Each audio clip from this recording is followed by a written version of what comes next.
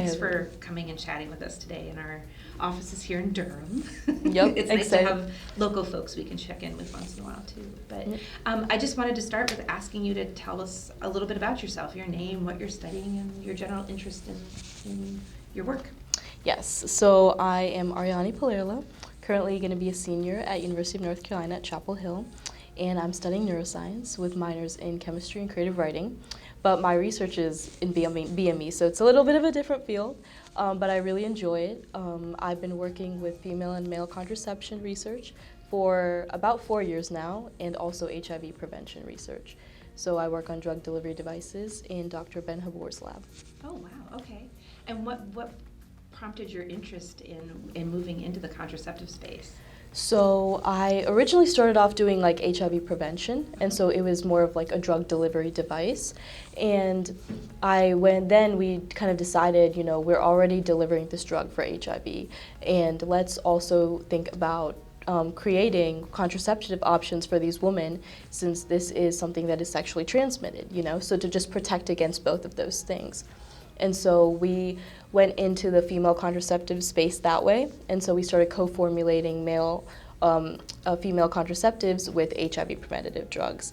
And then recently, the past year, I've been working more with male contraceptives, since this is such an up-and-coming new field, and there has not been a lot of research done, but there is a lot being done, and a lot of people have been working on things for a while now. So it's been really exciting to be a part of this.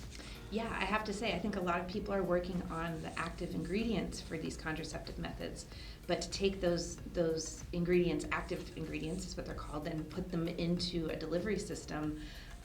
I am a fan of delivery systems. Like, we can go beyond a pill, we can go beyond an injectable, right? So, True. you know, how do you feel the field when you're sitting in the biomedical engineering space? You know, do you feel like there's opportunities for tons of innovation in delivery systems, or do you see things that are particularly of interest to you?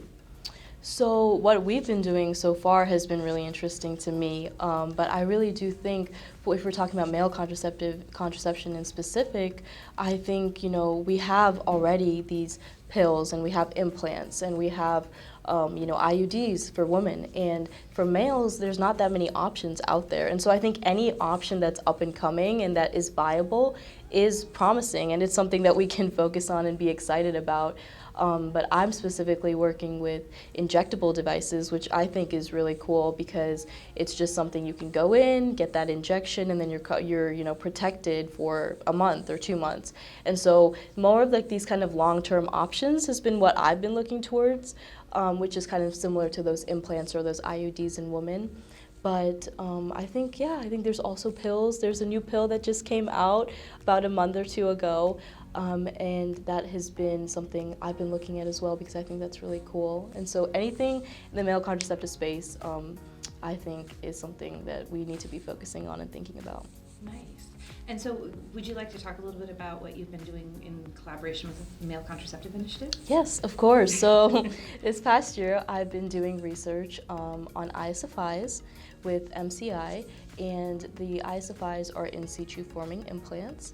And so I've been working with MCI, I've been working with Eppin Pharma because they have come out with a biomolecule called EP055. And so the focus of my research is creating an ISFI that incorporates EP055, which is a non-hormonal molecule.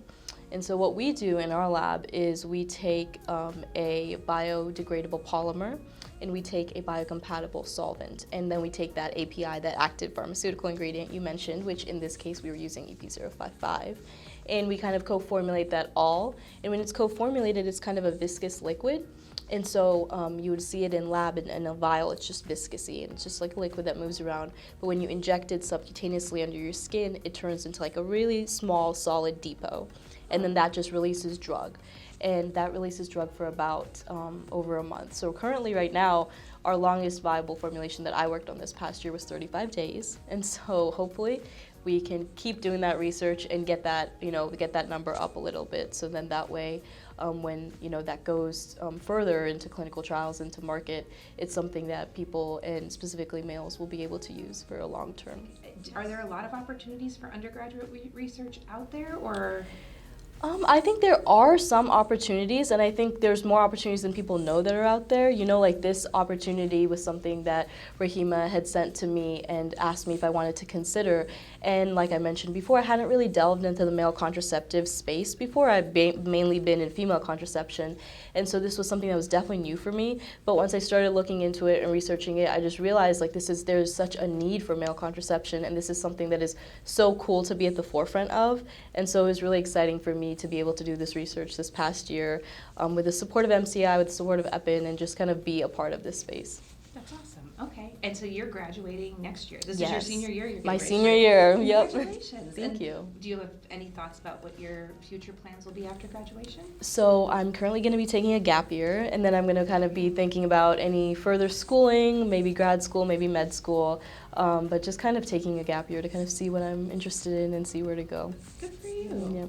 Well, is there anything else you wanted to mention that we didn't cover?